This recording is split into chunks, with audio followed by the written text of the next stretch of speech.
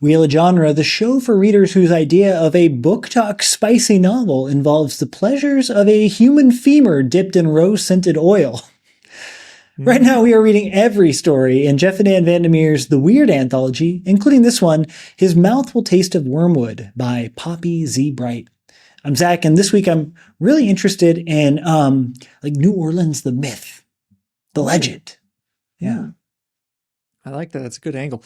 I'm Bob. I'm really interested in the decadence of this story. I love this. It feels like, do you ever get like not like one of those little Peasley ones, but like a big ball of chocolate full of alcohol? Not like one of the little fake bottles, but one of those huge honking chocolate. It's like biting into that chocolate and the alcohol comes rushing out. It's so incredibly decadent, the writing of this story. And the actual like construction of the sentences are so, give me some chocolate. It's great. I think our version of that is when we went to Rome together. We had those balls of chocolate that were filled with shots of espresso, and we were just popping them all day long. Equally dangerous. Wow. Equally dangerous. But so good. Anyways. Bob, what do we know about this author? What do we know about this story? Poppy Z. Brite is great. Well, this is the first story that I've read by Brite. Now, Poppy Z. Brite is actually now going by Billy Martin, so you can also find interviews with Billy Martin. But we'll use Brite because we're talking about the author's work. So he has been writing for, I think, 40. He started out 19 years old writing, and was immediately a successful author. I think like 20, maybe actually 19. I think one of his first books got published and it was a hit. He has written so many different like splatterpunk tales, I guess you could say. They are extremely graphic. They are extremely grotesque, but I think they are also like just deliciously decadent in the horror. It's not always just over the top and in your face. There's something pleasurable and exciting about the erotica of the horror, or the horror of the erotica. There's something so like imbibing of this style, and it's in this story, and it's so fun to read this story. Yeah. Oh, but that doesn't say much about Poppy Z. Brite. Well, I'll say I have something to say about the fun of this story, but this story, His Mouth Will Taste of Wormwood, was originally published as a standalone short story, but it was collected into a larger short story collection, originally titled Swamp Fetus, which is such a good title. That's good. I read it at the coffee shop today, and I meant to come home and get on Bandcamp immediately and be like, metal band's called Swamp Fetus. But I forgot to. I'll do it after we record. Oh. But the collection was later retitled Wormwood. So I'd be really interested in reading that. And any Poppy Z. Brite fans that are watching this right now, if you have a recommendation on, where we should go from here, let us know. But I do want to say, and speaking of the fun of this and the delicious decadence that you said, this story is a rewrite of H.P. Lovecraft's The Hound. Have you read that story? Oh, no. I did not know this. Yeah. So I found that out, and I was really, really interested because it's really, the arc is the same, and the setup is the same, but this story is just so vastly superior. And a lot of it has to do with that decadence and the feeling of locality. And I'm sure that some Lovecraft fans are going to come at me with a pickaxe right now, but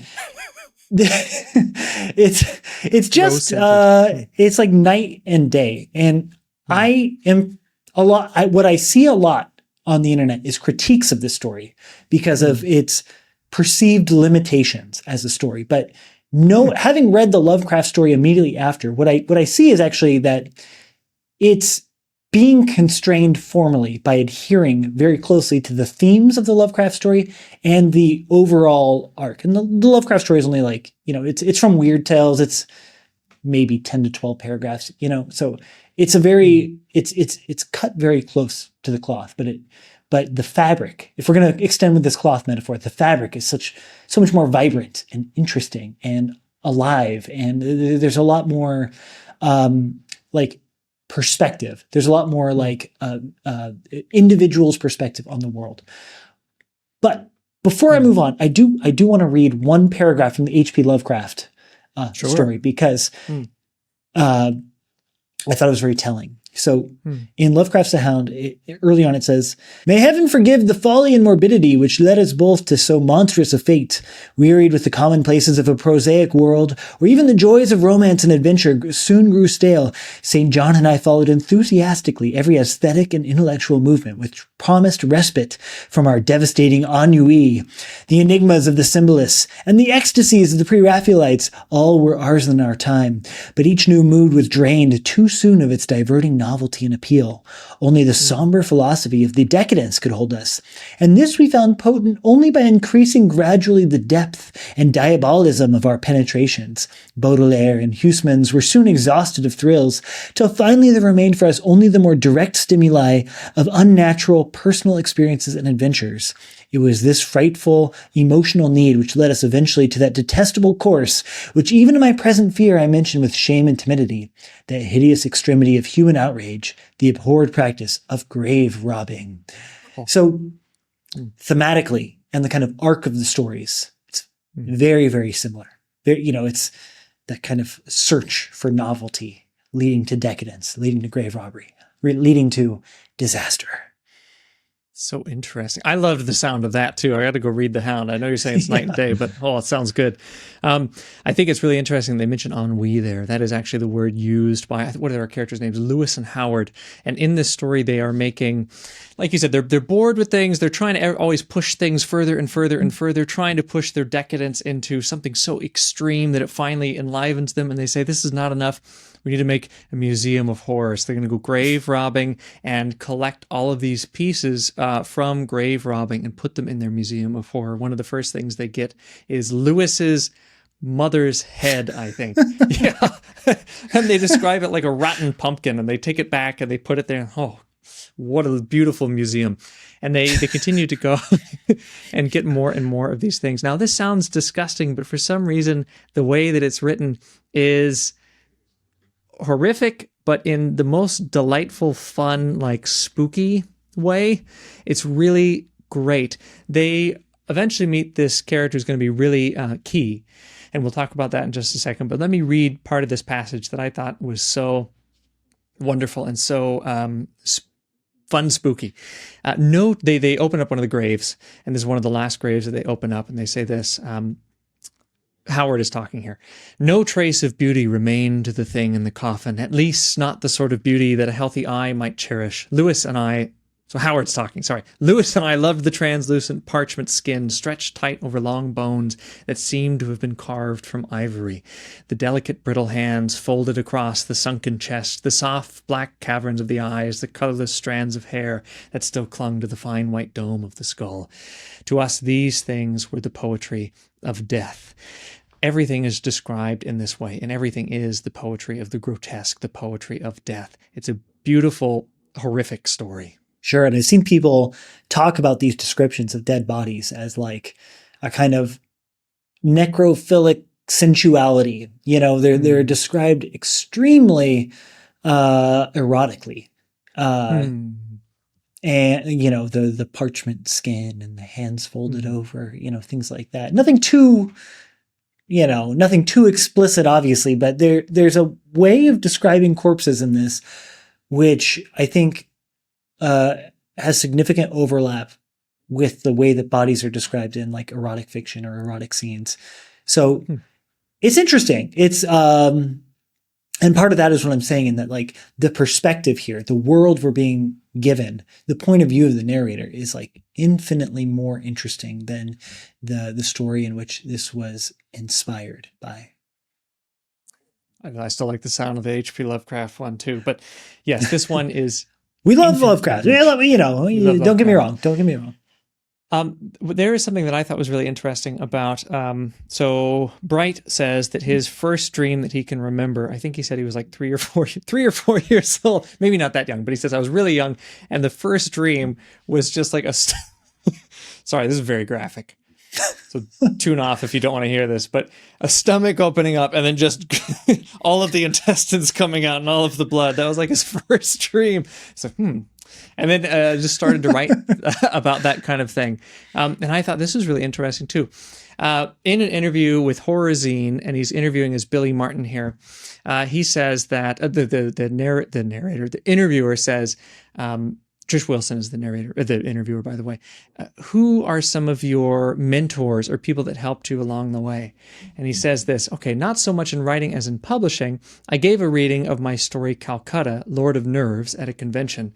And Harlan Ellison and Dan Simmons happened to be there and were impressed by the story. They recommended me to their agent, who is now my agent. I thought that was so cool because those are two authors that we've loved and read a lot of their stuff and are really significant to us. And now Brite is talking about these two authors and saying they were the ones who read my stuff and knew they wanted to support me. I think it's really interesting. And we've talked about, okay, is Harlan Ellison too over the top? I think Brite is definitely over the top, but both in kind of exciting ways, in very different ways. But Brite is certainly taking it into a different way I'd not had expected it to go, and it's a delight. Grandfather, father, and son. I like that. The 3 generations. Yeah, that's true. Oh yeah, that's true because Harlan Ellison discovered Dan Simmons. That's right. I forgot about that. Yeah, okay. That's right. Cool. I didn't know that. That's really interesting. So, Bob, last time we talked about Joyce Carol Oates' family, and you said that you weren't sure if that was a weird tale. And I said, bull hickey, Bob. I'll give you all the reasons why it is. Now it's my turn.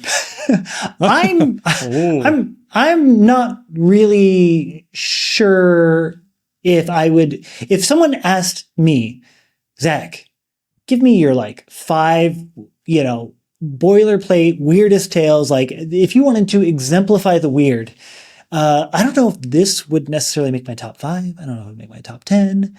It just, do you feel like this is a weird tale? Is this a weird story with a capital W? Zach, I can see you're trying to start a Wheel of Genre beef. I've got another beef for you because we do love beefs at the Wheel of Genre. But I'm going to backtrack for a moment to come to this beef, to get it sizzling, to get the pan frying. Do you pan fry beef? No, to get the barbecue cooking. So when Martin was asked, okay, who are some of your literary influences growing up? And so Martin says, okay, one of my biggest is definitely Poe, because my father, what did he say? When I was 2 or 3, my father read The Raven to me. And he says, since then I've read all of Poe's work. So Poe was a huge influence. He also mentions Carson McCullers, Truman Capote, Tennessee Williams, Flannery O'Connor, Harper Lee, Thomas Wolfe, William Faulkner. One of his favorites, though, is Stephen King. And he will often say Stephen King is huge for him. And another favorite was Carmela, a story that we loved. He said Carmela was extremely important for him. But, Oates, I've tried to appreciate her, but I just don't. So there's a beef, not a real beef. But I think I'm going to agree with you. I love this story. I think it's absolutely great. But people should tell us why, because I'm really fascinated to know if anyone thinks this is definitely weird, please say why. But to me, it feels more like a Gothic story, a very fun, decadent Gothic story. Yeah. So our beef is over. Short-lived Squashed. beef. Squash. I guess now our beef is with anyone watching this who's all fired up about that. Let us know. Please let us know. But, Zach, I wonder if this is, we were mentioning splatterpunk earlier where we're going super gory, super bloody. I wonder if that is what is making this weird, because it comes out, 80s, 90s. It's quite a while ago. 89? I read 90 somewhere, and I thought I read 89 and said the anthology, so... Okay.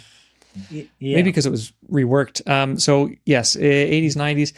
Early 90s, but I think it's really interesting when in the interview from Barcelona Review, Brite was asked about a publishing issue. So when Exquisite Corpse came out, which is all over YouTube about people saying, this is the grossest book, this is the scariest book I've ever read, the most disturbing book I've ever read. So the interviewer says, I heard that the book deal with Dell, they got cold feet with Exquisite Corpse. What were their reasons? And then Brite says, Dell Abyss dumped Exquisite Corpse on the grounds that it was morally indefensible. Simon & Schuster picked it up, and I ultimately ended up with a better deal, plus some weird publicity. Cool. I think Martin is really great, but I'm really interested in this idea of stuff being too over the top or too violent. So the interviewer from Barcelona Review also asks, why do you never have sympathetic characters? And I thought this was such an interesting response. Critics have been complaining since Lost Souls that none of my characters are sympathetic, that they'd cross the street to avoid them, and so forth.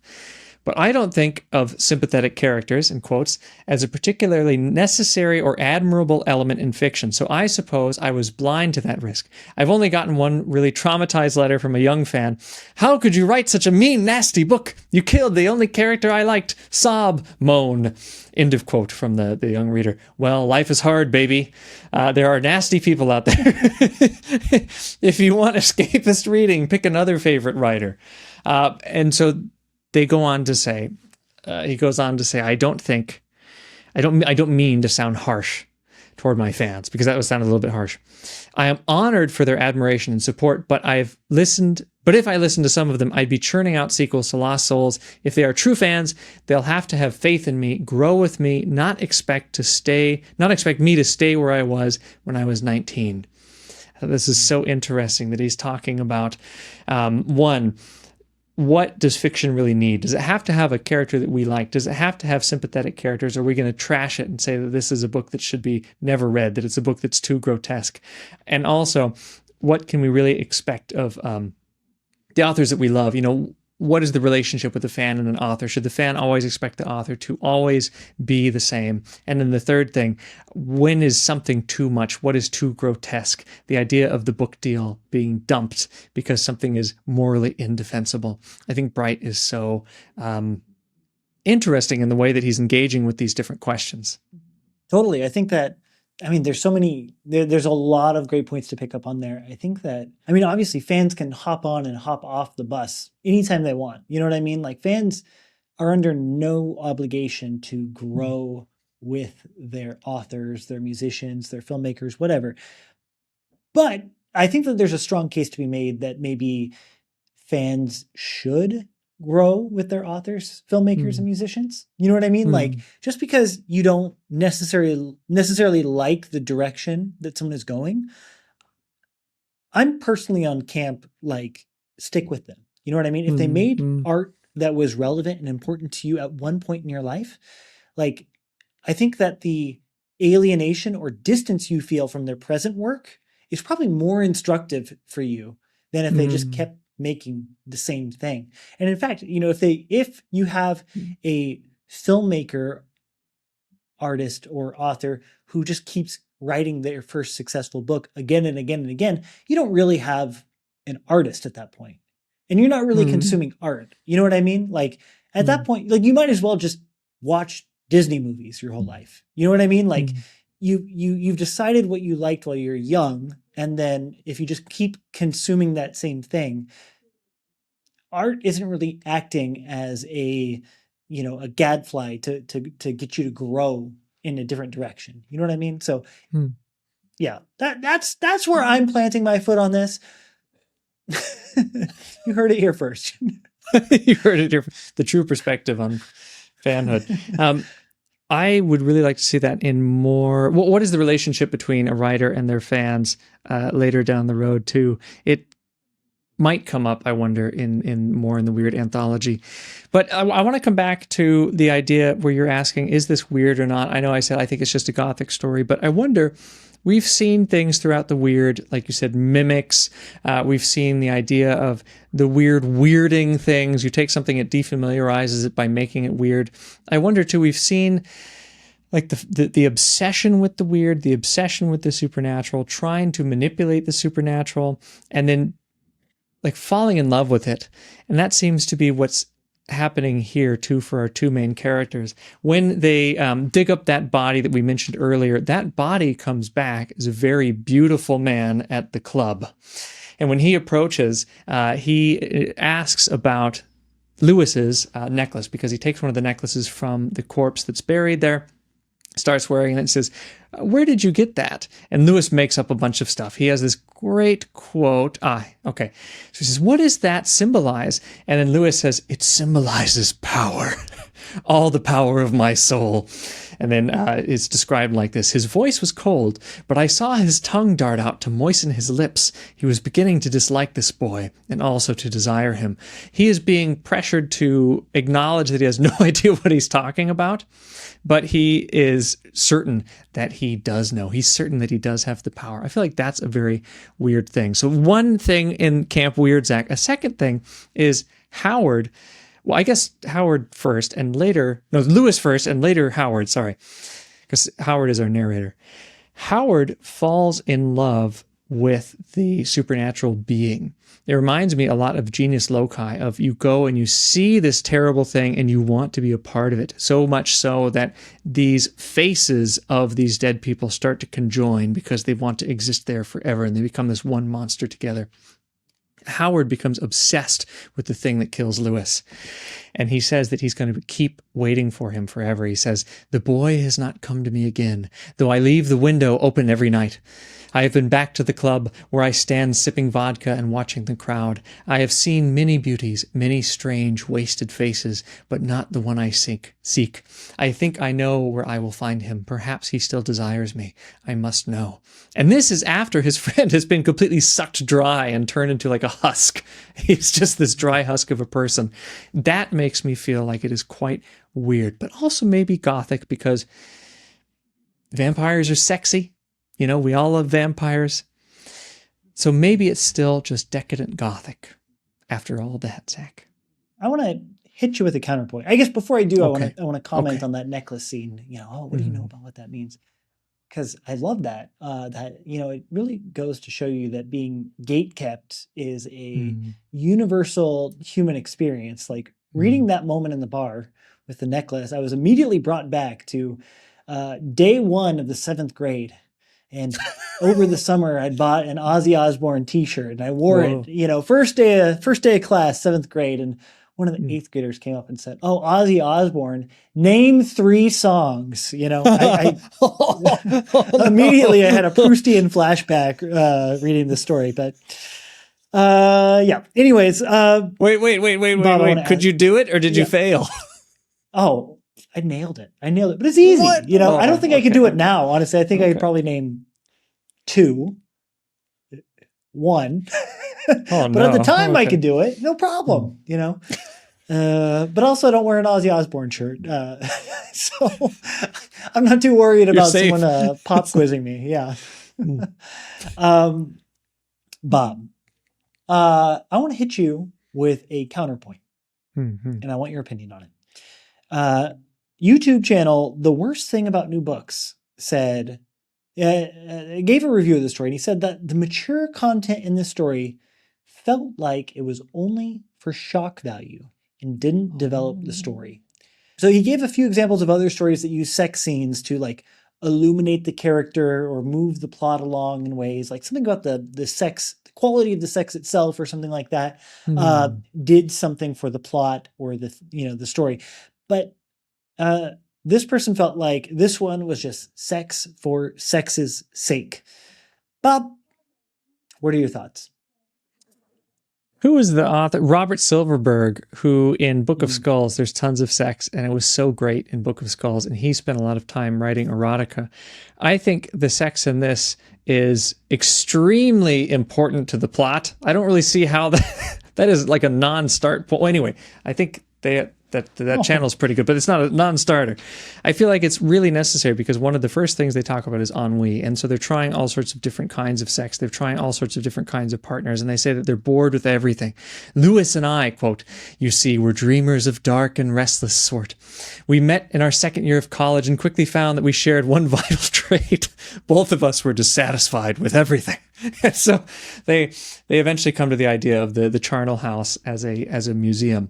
But I think it is necessary at the end too. I mean, it's necessary at the beginning and it's necessary at the end because one of the very bits at the end is that erotic attraction. They're attracted to the man at the club and they want to go, they take him home and they decide, okay, anything is worth this feeling is worth this erotic feeling. So much so that our narrator says, I am going to wait for him to come back just because I want those. Well, we don't exactly know what he wants, but he is willing to have that erotic experience again, and he's willing to wait for it and be completely sucked dry just to have it. I think the sex is extremely necessary. It's extremely well written. Everything about the story is, but I think it's also very necessary to the plot. I think it's useful to the plot. I think I'm halfway in between you and the worst thing about the books. I think it's crucial for the themes of the story.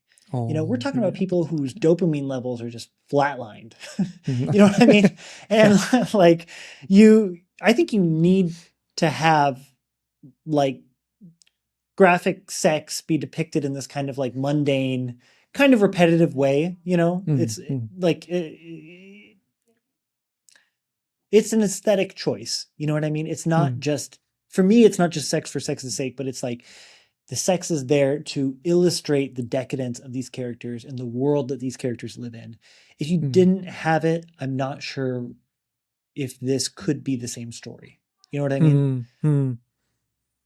I think this story is really interested in sex and death and kind of how they're tangled up together. The final lines, I believe these are the final lines, after Howard has said he's going to wait for the boy to come back, he says, I will feel the sensations Lewis felt, the shriveling of my tissues, the drying up of all my vital juices. I care not. The treasures and the pleasures of the grave, they are his hands, his lips, his tongue. It feels very similar to me, again, to Genius Loci. That longing, which to that, it's not a sexual story at all. It seems like there's a really intense attraction in Genius Loci to this weird being, this weird state of mind, this weird bewitching thing out in the pond. But here, it's the same feeling of that attraction to the weird. It's erotic now, and not just like erotic for life. There's a sexual eroticism to this.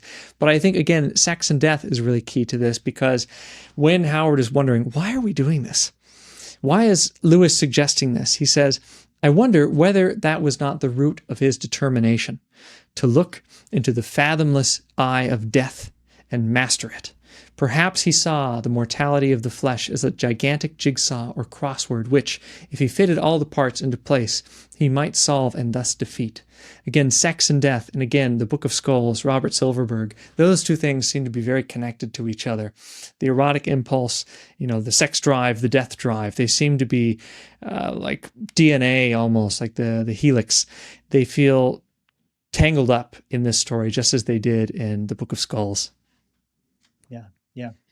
And you know what? The death, they're tangled up, but the death to me feels like we haven't taken any left turns. You know what I mean? The death is just a furthering of the impulse towards, the pleasure, the sex. The death is the final goal. As they say in one of these paragraphs, for all the impression the world made upon us, our eyes might have been dead black holes in our heads. I get the sense that, he's thinking about going to dig up that grave again. He's thinking about, he's looking for this person, not because he thinks there's any greater pleasures to be found, but because like death is the last undiscovered continent. You know what I mean? It's his Antarctica. It's his South Pole. I don't know. Like, it just feels like another thing. Nothing has changed. The algorithm is still churning until it finally lands in death.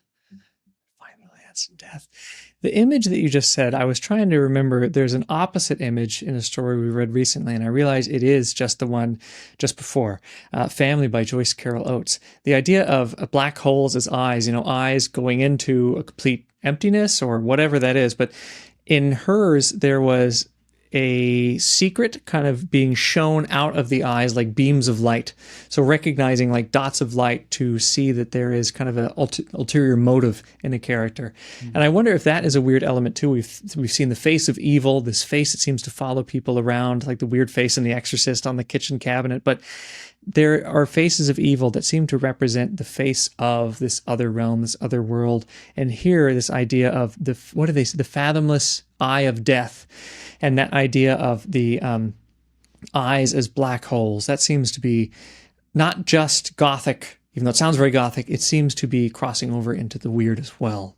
And again, eyes are described twice in relation to our like most beautiful, most attractive character, the character that's kind of the genius loci almost here. When he's first described, we just see that it's a corpse and there are black caverns in the eyes. But later, when he's reanimated, it says that his ivory skin stretched over his cheekbones like razors. His eyes were hectic pools of darkness. So that darkness, that abyss, has come to life in a way. Even though it's still darkness, it's still spooky. It's now it's been brought back to life, even though it's dead. Hectic, one of my favorite adjectives. Love how it was deployed there. Bob, I feel like, you and I, we don't read a lot of horror stories. I feel like we could read more horror stories. And I feel like this author is probably the perfect candidate for someone whose works we could go a lot deeper. So, I don't know, maybe I'll leave it up to people who are watching this. If you want to see us talk more about this author and you have recommendations on which specific books that where we should go, where we should start, let us know, please, because this was great. This was awesome. This was hectic. And I bet the short stories and novels where this story is kind of surrounded with, I bet they're just as good too. So yeah. Talk to you later, Bob. I'll see you in the fathomless eye of death, Zach.